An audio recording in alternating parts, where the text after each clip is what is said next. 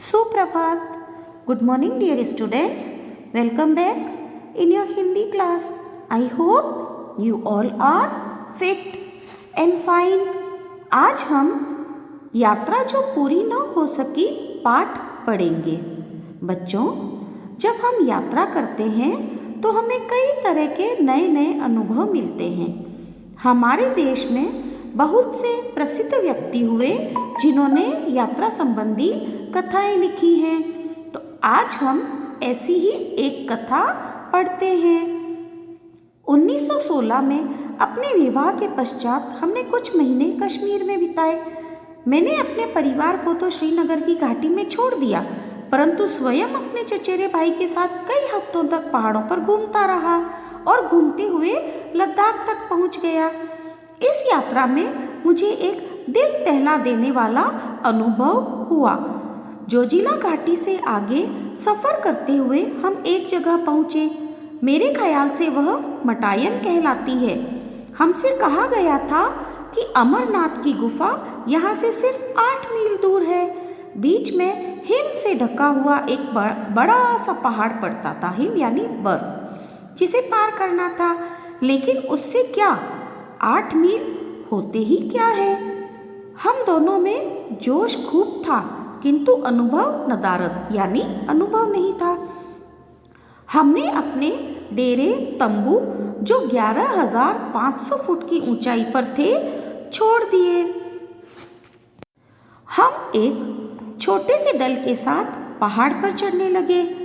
रास्ता दिखाने के लिए वहीं रहने वाला एक गडरिया हमारे साथ था। हम लोगों ने रस्सियों की सांकल सी बनाकर एक दूसरे को बांध लिया। ऐसे ही बंधे हुए हमने कई बर्फीली नदियों को पार किया। हमारी मुश्किलें बढ़ती गई तथा सांस लेने में भी कठिनाई होने लगी। सामान उठाने वालों में से कुछ के मुंह से खून निकलने लगा, हालांकि उन पर बहुत बोझ नहीं था। इधर बर्फ पड़ने लगी और बर्फीली नदियां भयानक रूप से रपटीली हो गई। रपटीली यानी फिसलन भरी हो गई। हम लोग बुरी तरह थक गए थे। एक एक कदम आगे बढ़ाने के लिए बहुत कोशिश करनी पड़ती थी, लेकिन फिर भी हम आगे बढ़ते ही गए। हमने अपना खेमा सुबह 4 बजे छोड़ा था। 12 बजे तक लगातार चढ़ते रहने के बाद हमें एक विशाल हिम सरोवर देखने का सौभाग्य मिला। हिम सरोवर यानी बर्फ का तालाब। वहाँ का दृश्य बहुत ही सुंदर था। उसके चारों ओर बर्फ से ढकी पर्वत चोटियाँ थीं, मानो देवताओं का मुकुट हो अथवा अर्धचंद्र हो। परंतु ताज़ा बर्फ और कोहरे ने शीघ्र ही इस दृश्य को हमारी आंखों से ओझल कर दिया। पता नहीं कि हम कितनी ऊंचाई पर थे, लेकिन मेरा ख्याल है कि हम लोग कोई 15-16 हजार फुट ऊंचाई पर ज़रूर होंगे, क्योंकि हम अमरनाथ की गुफा से बहुत ऊंचे थे। अब हमें इस सरोवर को, जो कि लगभग आधा मील लंबा होगा, पार करके दूसरी तरफ नीचे गुफा की ओर जाना था। हम लोगों ने सोचा कि चढ़ाई खत्म होने से हमारी मुश्किलें भी खत्म होंगी। यही कारण था कि बहुत थके होने पर भी हम लोगों ने हंसते हुए यात्रा की यह मंजिल भी तय करनी शुरू की। इसमें बड़ा धोखा था, क्योंकि वहाँ दरारें बहुत सी थी और ताज़ा गिरने वाली बर्फ खतरनाक दरारों को ढक देती थी। एक नई बर्फ ने मेरा करीब करीब खात्मा ही कर दिया होता, क्योंकि एक जगह मैंने जो ही उसके ऊपर पैर रखा वह नीचे को खिसक गई और मैं धम से एक बड़ी दरार में जा गिरा।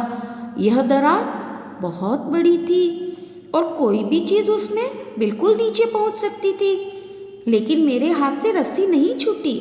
मैं दरार की बाजू को पकड़े रहा और ऊपर खींच लिया गया।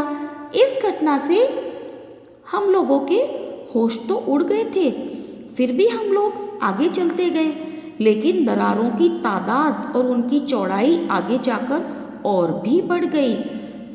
इनमें से कुछ को पार करने के कई साधन भी हमारे पास नहीं थे। इसलिए अंत में हम लोग थके हारे हताश ही लौट आए। इस प्रकार अमरनाथ की गुफा अनदेखी ही रह गई। बच्चों, यह कथा पंडित जवाहरलाल नेहरू द्वारा लिखी गई है। इस कथा में उन्होंने अपनी यात्रा के अनुभव लिखे हैं। तो आई होप आपको यह पाठ अच्छा लगा होगा और समझ में भी आया होगा। Thank you.